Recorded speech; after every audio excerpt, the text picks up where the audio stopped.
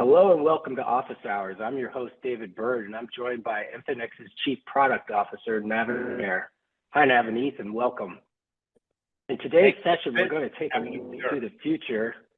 Happy to have you, Navaneeth. In today's session, we're going to take a look into the future and get Navaneeth's perspective on some of the technological advancements in 2024 that will probably impact revenue cycle management. We'll discuss everything from RPA or robotic process automation, and of course, AI and chat GPT. If you have questions during today's sessions, please post them within the chat, ask them along the way or at the end of the session. But Navaneeth, before we move into this, why don't you tell our audience a little bit about your background so they're somewhat familiar with where you've been and where you're going, and what a chief product officer does for Infinx. Yeah, I wonder about that myself every day. But just in terms of background, I've been in healthcare for 20 odd years, mostly at the intersection of, I would say, innovation and technology and healthcare and its application. And for the last 10 odd years, I've been very focused on AI and automation and how it can actually really affect the overall administrative cost of healthcare is how I think about it. And that comes down to being administratively efficient while improving patient experience at the same time using technology. So that's essentially what I think of in terms of solutions that can help our healthcare providers with. And just to provide insight to our audience, Navaneeth has not always been on the provider side. He's also been on what some to as the dark side, the payer side. Can you elaborate a little bit on what you did on the payer side? So, because it's a good perspective from you knowing how the payer sees things and processes from a certain standpoint, and then being on the provider side to address those processes. Yeah, I think the payers face similar administrative challenges as the providers do with respect to actually managing the cost of health on both ends. And they're also looking to use technology at scale. Now, the interesting thing is they have far more bigger wallets to go after technology problems, and as such has far more dollars to apply towards innovation and do this at scale. But they're also actually trying to attack the problem of administrative cost, because at the end of the day, that kind of draws into the margins. I've dealt in everything from claims processing to utilization management and build systems around it, and recognize that I think when I think about process and our kind of and our desire to reduce administrative costs, I think we are two sides of the same coin, even though we might not agree on it at all times. Right. And revenue cycle management can mean different things to different people based on what they're doing and where they're touching the revenue cycle management along the way. Some people don't include patient access as revenue cycle management, and others do. So when you look at it from patient access to billing to collection, some like to break it down as front end, mid cycle, back end. But when you think of RCM, what does that picture look like from a total standpoint? Yeah, I think from my perspective, RCM, it's a little bit of a misnomer with respect to how we think about it. You should think about it as the patient financial journey, so to speak.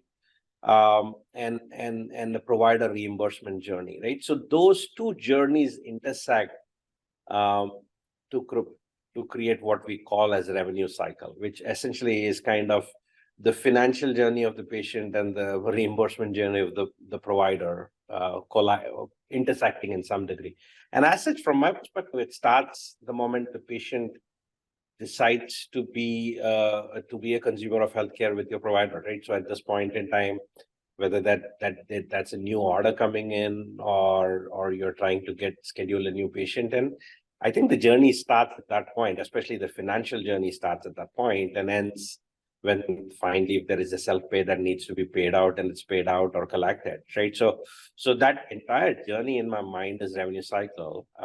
And because because it starts at that initiation point. I believe that many of what we call patient access functions truly encompass or really impact revenue cycle. If you really look at revenue cycle, and a lot of revenue cycle leaders talk about reimbursement and collectability issues, particularly with denials. They talk about eligibility. They talk about coordination of benefits. So they talk about prior authorization. Guess what? All of those are front office kind of patient access function. So revenue cycle in my mind kind of starts at the financial journey at the top.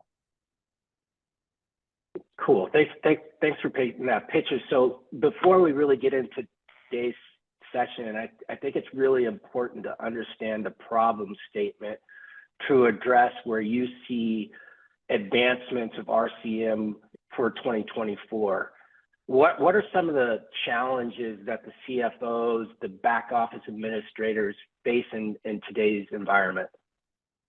Yeah, I'll actually throw in the front office into it too, right? I mean, I think the big challenge, and I think we started this journey in 2020, and it's kind of really become acute in 2023 is the challenge of staffing. I think having the right people to do the right amount of work essentially has been, I would say, the number one challenge over the last few years with revenue cycle. And the challenge has started to become more chronic in nature. Everybody assumed it to be somewhat of a acute problem during the period of the pandemic. But I think post-pandemic, it has become very clear that even though the job markets have come back, people have come back to work, do not come back to healthcare at the same rates that they've gone to other industry sectors. And that could be primarily because there is a lot of what I call pay parity between all the sectors at this point, including retail, and healthcare being far more stressful. It's a much more complex and challenging environment to be in. So finding good resources become challenging. And I think what healthcare revenue cycle leaders have realized is that, hey, you really need a lot of I would say domain understanding and domain knowledge to be really good at revenue cycle. So you cannot actually get a new person off the street, so to speak, and train them and quickly make them effective within revenue cycle. Because there was a lot of it was driven off domain knowledge, in some cases tribal knowledge, and understanding of guidelines and rules and how certain payers work and things of that nature, that are not easy to be replicated in a new person. I mean, it takes years and years of people kind of doing the work to really realize that. So when you lose that person, that becomes a challenge. So I think that's I would say the number one challenge that they've seen. The other is, I would say the reimbursement challenge has increased. People thought this may be partly during the pandemic, but denial rates are up 40% over the last 2 years. If you look at the data from a payer perspective. One of the most classic denials that have gone up is medical records review related denials. Payers are wanting more and more medical record reviews for procedures before they pay, which means reimbursement cycles have become longer, denials have become more complex to overturn and appeal. And as such, there is increased amount of debt and bad debt and write-off that is happening, adjustments that are happening with respect to it. And I would say the third thing that kind of plays out is that guidelines that the payers have really established have undergone significant changes and actually have become far more complex with respect to reimbursement. If you look at the number of reimbursement guideline changes in the last couple of years, they've well over 2,000 changes across the payers that have come in that have actually impacted providers, right? Now, when you think about a provider, even at scale, really having to manage these three dimensions, right? You're not getting paid at time, you're dealing with more complex rules, and now you don't have the staff to deal with it because you're losing either experienced people are not coming back post-pandemic. You are really now in a tough bind to ensure that you're actually getting reimbursed for all the services that you've rendered. So let's look at machine learning and artificial intelligence. Those have been buzzwords for some time now. Natural language processing, NLP, entered really the healthcare market big way back in the early 2000s through computer-assisted coding. Then you look at radiology 8 to 10 years ago, you saw AI come in to really assist the radiologist in how they look at reads. Now we're hearing more and more chatter around AI can positively impact some process that you described earlier. But before we get into the specifics, where do you see advancements in 2024? Let's talk a little bit about how to implement AI effectively in RCM and how organizations should go about investing in these robust AI solutions from the standpoint of integration with existing systems, training to maximize the benefits of these technologies. What kind of advice do you have for the audience when it comes to evaluating these technologies? Yeah, so I think AI, as you mentioned, has always been that promised land within healthcare for many years. I've been involved in it for 10 odd years. I've seen what I call gradual progression across different use cases, right? But what 2022, 23 has done has kind of, I would say, remarkably changed kind of the landscape from usage of AI in healthcare. And the way I kind of think about this is that one of the biggest challenges in performing many of the tasks within revenue cycle or others is your ability to understand a lot of unstructured information, right? Whether that is unstructured clinicals, unstructured guidelines, and codifying them was too complicated. As you said, NLP has made quite a bit of progress over the last 10 years with respect to being able to understand this unstructured information, but still being able to reason on this unstructured information was fairly complex, right? As an example, if you wanted to look at a clinical and say whether that clinical met the medical necessity guidelines, you needed to construct the guidelines into rules, manage those, somehow understand the clinicals and extract the details out of it using NLP to then match up against the guidelines. Fairly complex process if you think about it. Now, what large language models and this entire, I would say, industry transformation on AI has done is it's kind of generated the ability to reason on these kinds of unstructured information far more easier. We've been able to actually at Infinx run experiments. We are able to take unstructured clinical information, run them against pair guidelines, and kind of verify whether it meets applicability to be approved for prior authorization or denied for prior authorization successfully, much faster than you could have actually done at any point in time at scale. So a lot of, I would say, what AI has really become is the ability to reason based on AI has had a paradigm jump, which means that a lot of tasks where a certain amount of what I call low-level reasoning of unstructured information in the past were beyond the parameters of automation, because we would say, oh, it needs some amount of reasoning, you need a human to do it. I would say 2024 is going to see us kind of being able to jump over that barrier. It's kind of breaking the sound barrier, so to speak, with respect to AI. And we want to produce faster and faster vehicles that go much faster than the speed of sound. And that's how I think about it with respect to NLP and reasoning. At on the other flip side, I think a lot of supervised learning models. And supervised learning models are essentially where the machine learns from a pattern of outcomes that it sees. Now, in the past, it was very difficult to actually create a lot of supervised machine learning models in healthcare because we did a very poor job of documenting outcomes. And let me be very honest, if we had documented outcomes, they were mostly in some notes. Hey, call this person and did this, and I got this done, and then the answer is we got it approved. But we didn't really know how to document it. But over the last few years, we have seen more and more systems create more structured data, whether those are billing systems, whether those are EMRs. You can see them create far more higher degree of structured data. And these structured data sets have become rather large and dense enough now that you can actually apply a lot of outcome-based supervised learning models that can actually produce a lot of descriptive outcomes, right? As an example, one of the areas that at Infinx we are working is kind of what is the best action to take to kind of get an AR liquidated for cash, right? Because at the end of the day, we want to maximize cash that we want to generate. Now, in the past, would have to go look at the billing system notes to see what was actually done to liquidate the AR to actually get cash, and how many times was it touched. Now, as part of our ARDM platform for denial management, we have actually built the ability to document these actions in codified structures. Now we can apply machine learning to learn prescriptively what is the next best action a person can take. All of this, what it's going to do is start to address the problem I was stating earlier, which is we are going to have a resource crunch in revenue cycle, as we see in the future.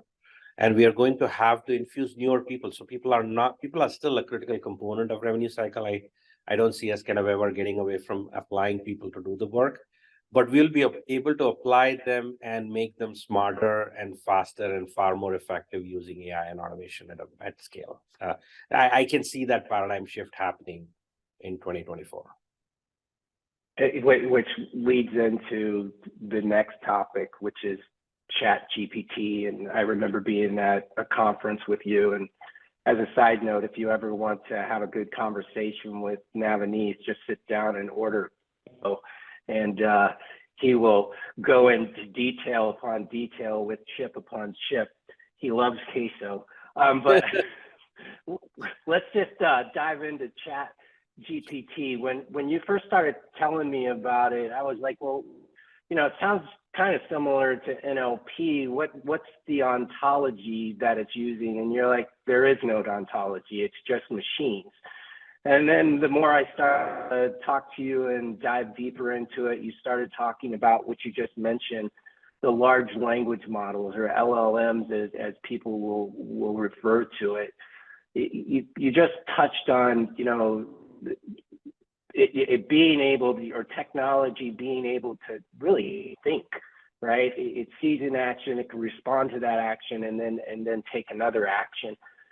Can you, in layman terms, kind of describe what Chat GPT is and how you see that impact RCM outside of the things you've already mentioned? Yeah, I think ChatGPT is like a very specific version created by OpenAI of a large language model. Now, these large language models are essentially, the actual innovation came off a paper on transformers that Google kind of published back in 2014. And essentially, the fundamental notion is that it is able to absorb a lot of unstructured information, and using unsupervised kind of deep neural learning techniques, identify a next word generation. Now, you would think of it as, hey, if I give you a question, what would be the string of words that best kind of approaches the response to that question? Now it's difficult to simplify it as just a string of words, because the way it decides these words make it special, because it weights these words again as what would be the best kind of in the context of the question that is being asked. Now, in the past, we've always had question answer systems and chatbots of different kinds, but they were very restricted to the little domain or context of a small question. They could not understand a very large domain. What LLMs are able to do is they're able to understand a very large context and actually then produce an out result that actually matches that context the most appropriately. Now, many people talk about it actually being able to do original thinking. I don't think it does original thinking as much as it is able to kind of weave information into a new or original way from existing thinking, because it only learns from what it's been taught or what it's trained on. So as such, it doesn't have original thinking. But now let's kind of transpose it to the usage within RCM. A lot of tasks, and we talk about claims, we talk about coding, we talk about prior authorization. What are we doing? In a lot of these tasks, what we're doing is we're taking a lot of large information sets, progress notes, charts, and we're reasoning what is the information in it, what ICDs are there, what CPTs are there, what symptoms might be there, what medications have been provided. And what we've seen these large language models be able to do is they can reason on that information very accurately, very well. Now, in some scenarios, they do tend to what they call hallucinate, where it makes up its own information when you ask it something outside the bounds. But if you ask it well within the bounds, which is called the whole notion of prompt engineering, it actually can answer very, very accurately. So what that does is when you transpose that over to a lot of these RCM tasks where you're actually looking through a document and saying, hey, where there's ICTs or CPTs, or whether this meets a prior auth guideline, or whether this meets medical necessity, you are able to now have a digital agent that can actually do the same kind of reasoning that a human would have done by reading those guidelines, which is actually transformative. In the past, we would have always said these tasks are too complex for machines to do or automation. So we would put them to the side and we'll have humans do it. And now what's going to change, I would say, is that we can build digital agents that can actually wrap these capabilities to actually do this reasoning while automating a task. So we can have what I call intelligent digital agents that are more than just kind of the dumb RPA that we usually associate with automation.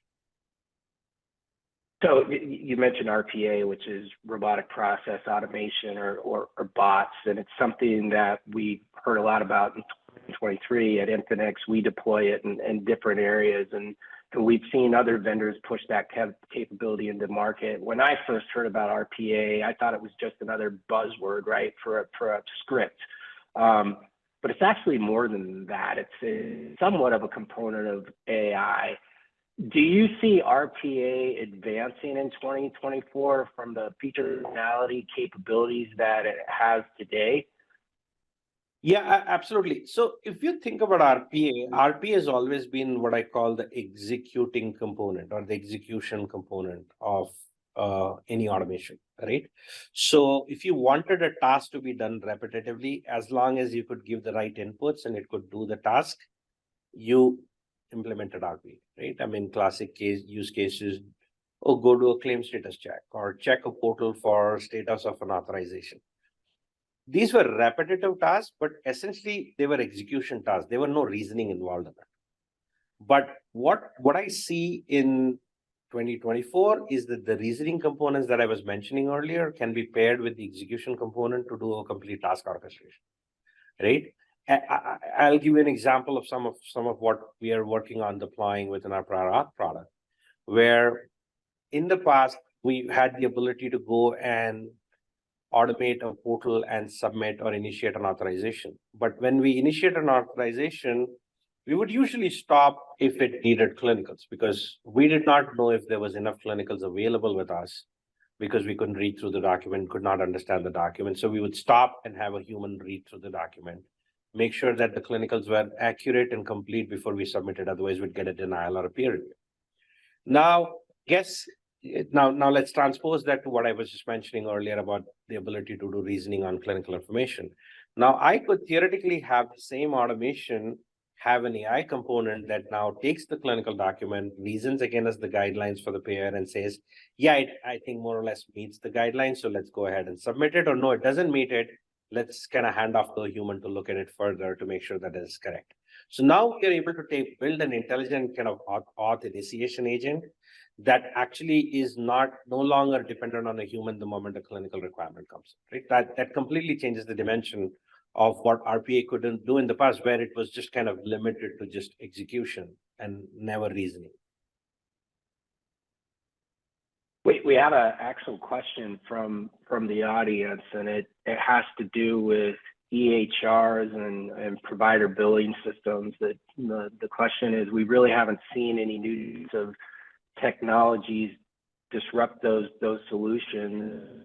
Why do you think that is? And do you see any disruptions in 2024 to those solutions?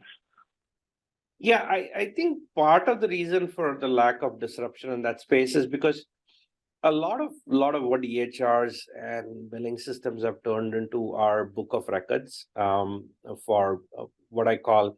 So in every industry, and the most classic example is manufacturing and ERP, right? ERP is traditionally the book of record of the manufacturing process. So you look at the EHR and billing systems are essentially ERP systems. So the disruption, I do not believe is going to happen in the fundamental ERP system as much as in the ecosystem around the ERP system, right? the systems that we at Infinix are building are what we call as ecosystem, I would say, solutions around an ERP, like a billing system and EHR. So when you think about tasks being done, whether that is around patient access, whether that is around coding, whether that is around billing, you will see certain tasks actually move out into ecosystem solutions that can actually autonomously do these tasks and then enter back the information into the EHR. So some EHR vendors will try to support these autonomous capabilities out of the box. But in many cases, what you will see is that these ecosystem components are going to be, I would say, somewhat agnostic of the billing system and be able to support multiple billing systems as they actually interact with them. What we'll also see with the EHRs, and we're seeing this more and more with interoperability requirements, is that EHRs will become far more interoperable with these ecosystem solutions, being able to actually send transactions and get results back, and so they can seamlessly execute a workflow within the EHR. So as much as I see disruption coming within the EHR vendors, I see more ecosystem solutions being built around the EHR that can actually interoperate with the EHR. Got it. We've done a lot today, Navaneeth. But before we wrap up today's session, what parting words do you have for the audience about how they may approach 2024 with some of the advancements in the technologies that you've touched on that may impact revenue cycle management? Yeah, I would say for the audience in general, I think keep your mind open to the notion that technology, we've kind of reached a cusp in the technology where some of the promises that in the past have felt either long or empty with respect to automation being able to be a savior. I think we are at the cusp of some of it being really true. So keep yourself open to applying some of them. Now, when it comes to large revenue cycle processes, it's going to be difficult to completely automate all of it. So be wary of trying to automate, take too much and try to do too much with it. I would start with task level automation. Look at tasks that are done at very high frequency, that do not require a lot of reasoning, that actually can be very easily automated. Identify partners, whether it's Infinix or others, who can actually work with you and actually deliver value. And actually, you know what? Mandate that they deliver value before you pay them. So I know I'm kind of going against what my person would like me to say, but I think look for proof in terms of actual proof of value before you actually commit to long term. But the technology is here, and you will see them being applied in many different use cases. I would say choose the use case that impacts you the most. Very good. I'd like to thank our audience today, and Navaneeth, thank you again for being our guest on Office Hours. But before we end today's session, I just want to wish everyone a happy and safe New Year in 2024, and may good things come. Thank you, Navaneeth. Thank you.